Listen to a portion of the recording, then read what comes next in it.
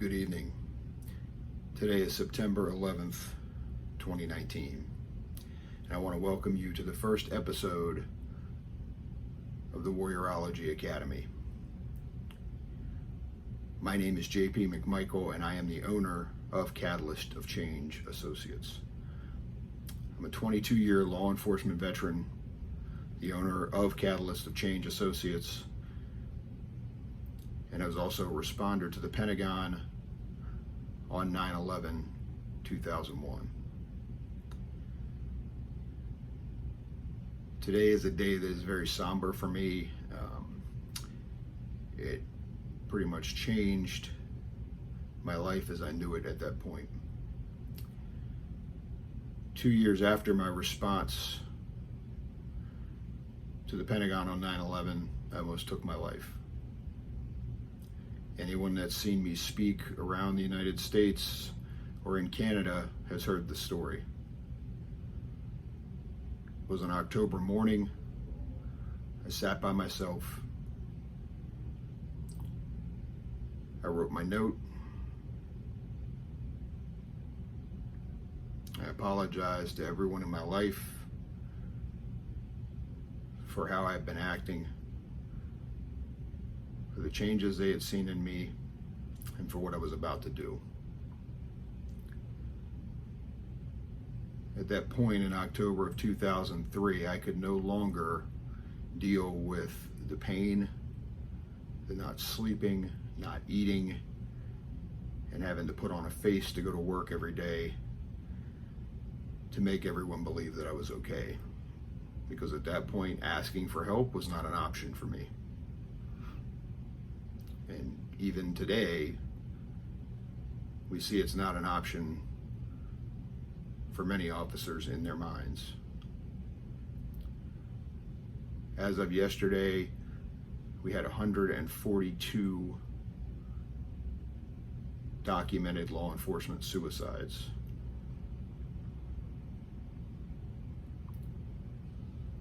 We're not far off from the total of 2018, and we're only in the second week of September.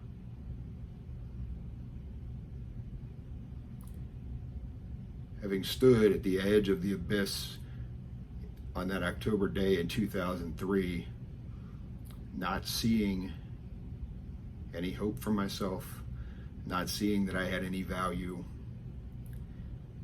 not seeing that my life had any purpose,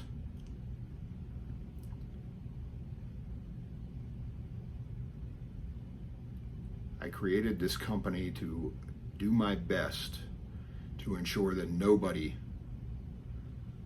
goes through what I did for those 2 years.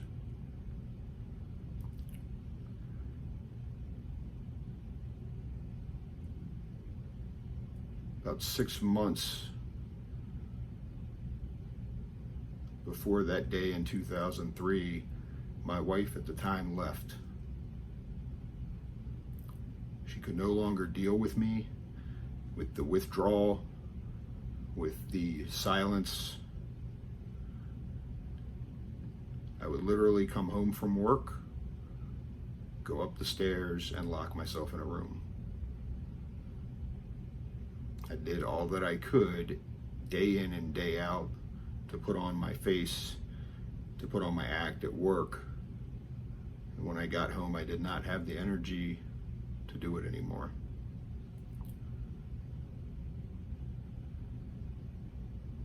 So 6 months before that day in October, or approximately 6 months,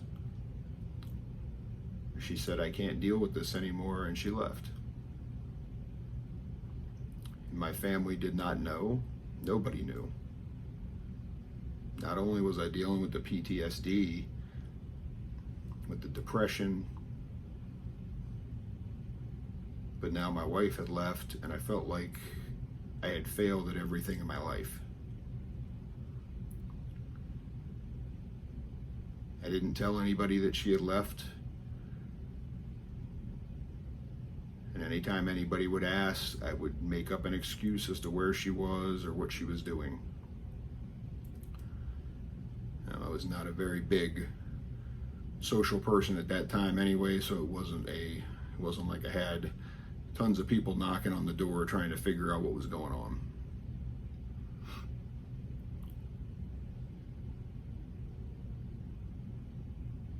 But I sat that day in October, and I no longer wanted to be here. I could see no way else to end what I was going through.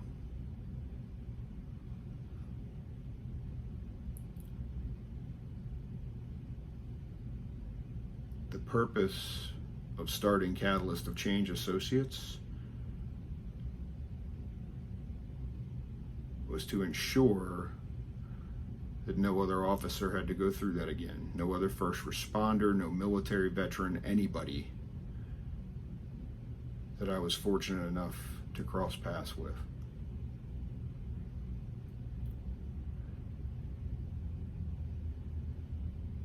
The thing that saved me that day in October was as I sat with my gun to my head after writing that note,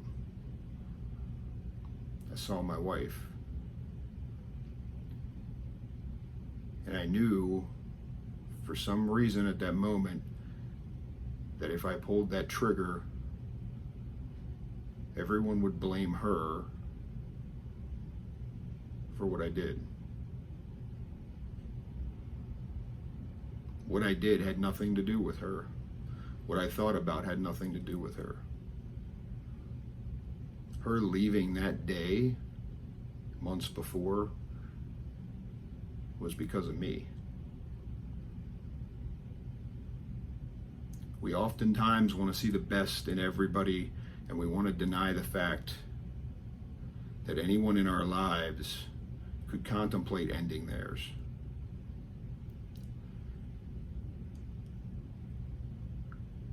We don't want to accept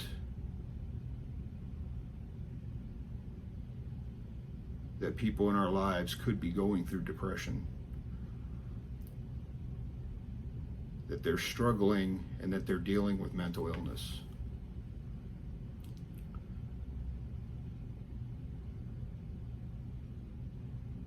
But we need to start. We need to address the elephant in the room.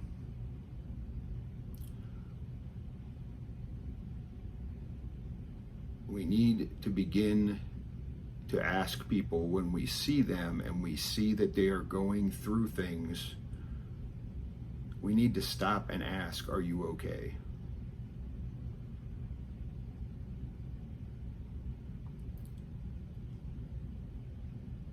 I think one of the big reasons that we don't ask that is because we're afraid of the answer. Because what if that person says, no, I'm not okay?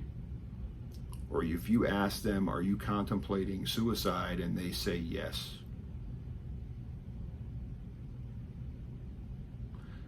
Ladies and gentlemen, I'm going to tell you this is not going to be comfortable for you to ask these questions. No one wants to hear somebody that they care about say, yes, I'm contemplating suicide. Yes, I'm struggling. Yes, I'm dealing with mental illness. Yes, I need help. The hardest step for that person to take is to reach out their hand and ask for help.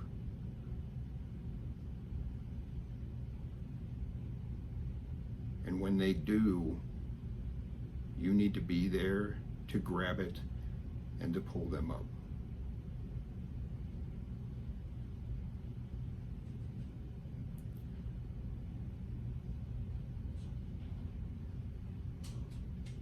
As I have spoke all over the place and told my story, I inevitably have officers, military veterans come up to me afterwards and tell me that they are struggling and that they can't talk about it.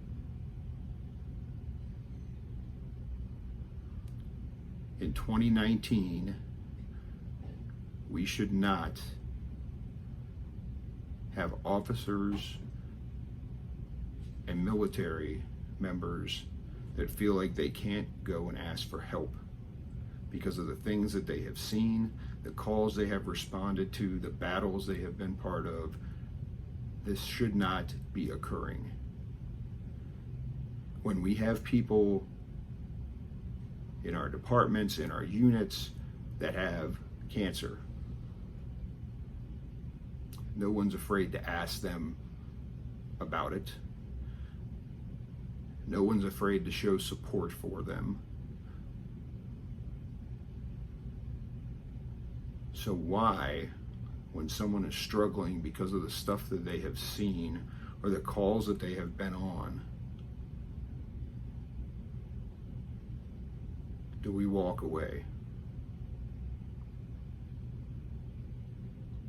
Why do we not open our arms up the same way we do for someone that is sick, someone that has lost someone that has cancer,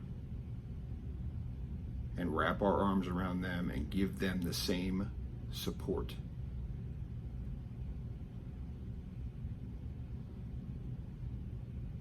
$142 officers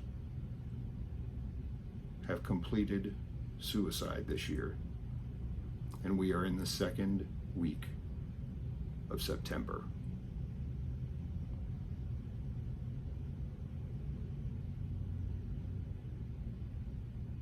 If that's not enough to wake you up, I don't know what is.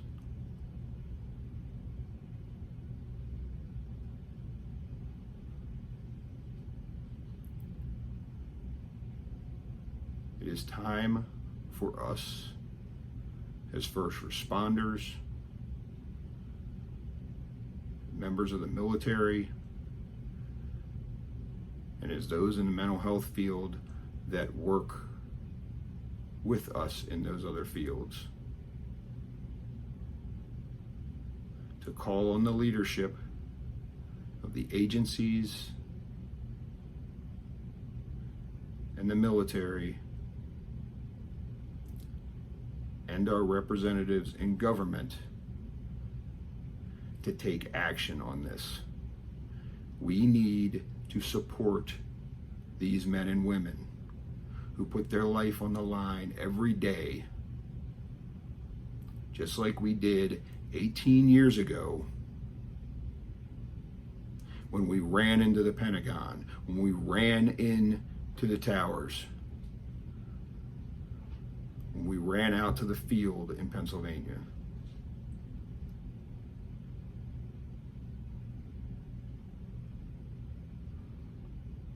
You saw a month or so ago that Jon Stewart had to beg and plead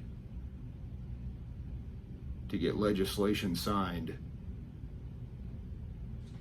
to provide health care to the men and women that responded on 9/11. 18 years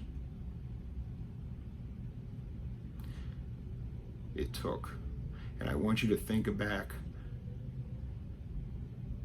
to September 12th of 2001. How we all came together as a country. There was no race. There was no economic background. There was no sexual preferences. None of that existed on September 12th. We were all Americans. We were all human beings. We had each other's backs. We supported one another.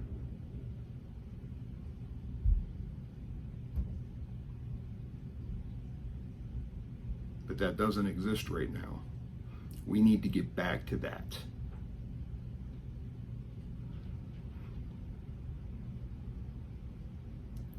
One of the very few good memories I have of 9/11 was turning around that afternoon and seeing some of my judges and some of my staff, civilian staff that I've worked with, sleeves rolled up, bringing water to the responders, bringing clothes to the responders, bringing little boots for the rescue dogs, bringing food, providing meals, stopping and giving us hugs.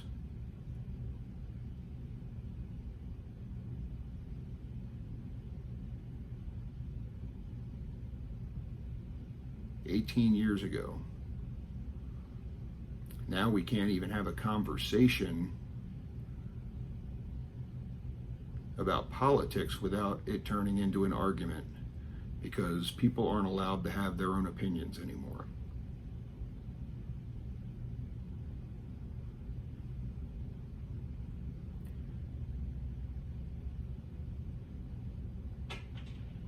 Stop for a minute today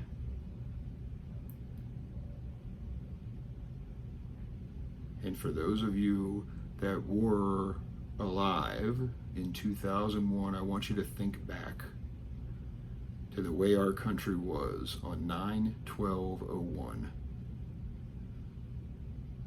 Think back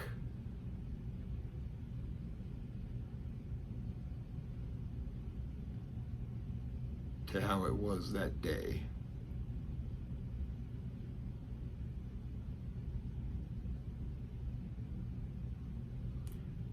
We need to make the effort to get back to the way it was that day.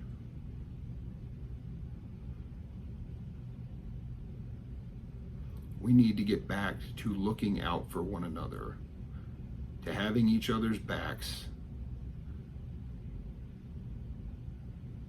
to caring for one another.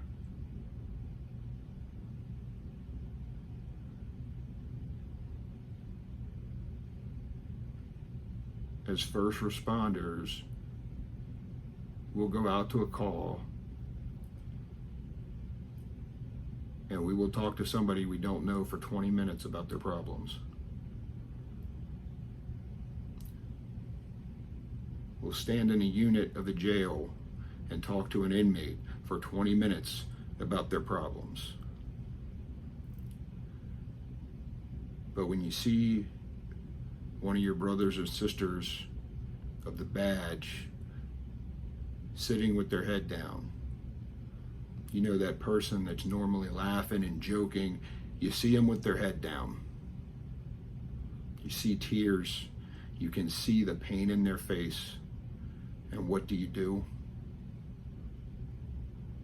You say, "They'll be fine. They're tough. They got this. They're okay." And we walk out. Why do we treat people we don't even know better than the people that are going to have our backs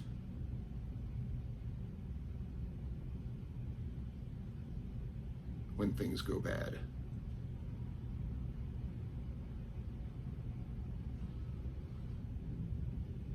We need to get back to being human beings, to taking care of one another,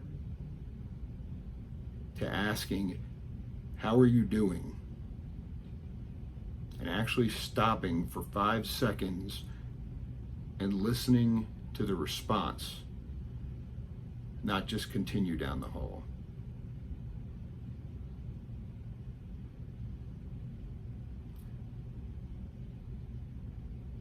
When we see one of our fellow first responders, one of our men and women from the military that are struggling, take the time to sit down and talk to them. Because you asking that one simple question and actually listening to to the response.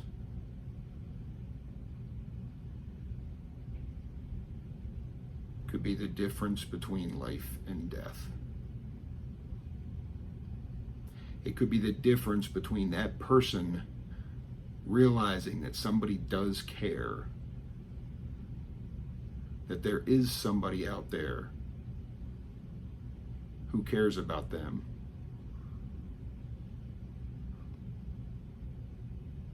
And that gives them the hope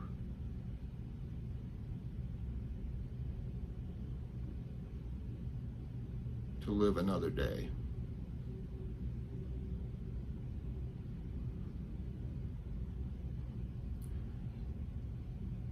We call ourselves warriors, guardians, whatever the terminology is that you want to use.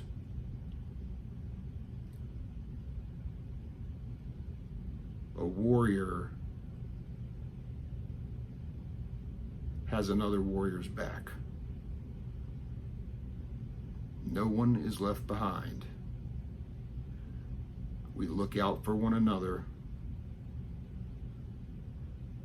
We make sure everyone goes home at the end of the night.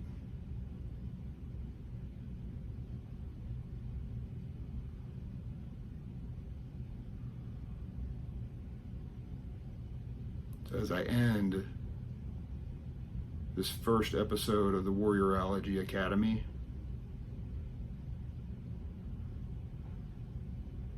this study of being a warrior, what it's all about, what we are as first responders and members of the military.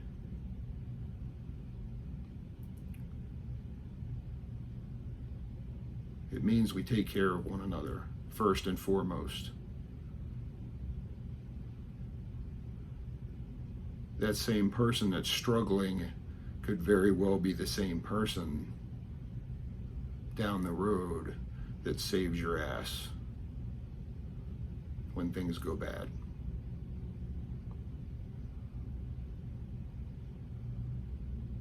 That person sitting there struggling is no different than rolling back up on somebody at a bad call. That is their bad call.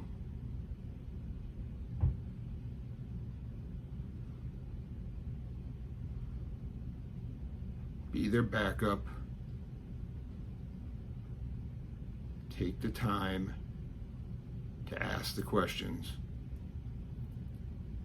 and listen. Because when you do that, when you actually stop for just a few minutes and listen,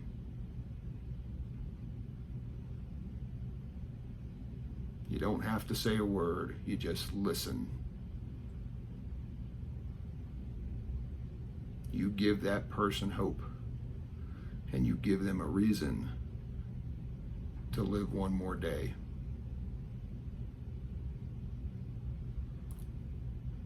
$142 suicides in law enforcement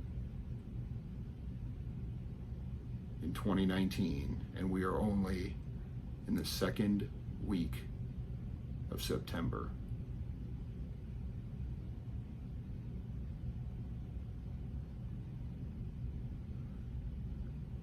Ladies and gentlemen, take care of yourselves, be safe, look out for one another. Take a few minutes today and remember those that lost their lives 18 years ago in the attacks on our country. Take a few minutes to remember our brothers and sisters that ran into those towers,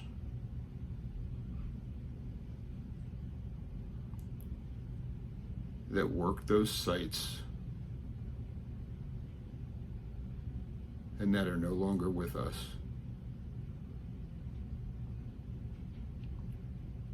For my brothers and sisters that responded alongside of me that day, God bless you. Be safe. Take care of yourselves. Thank you.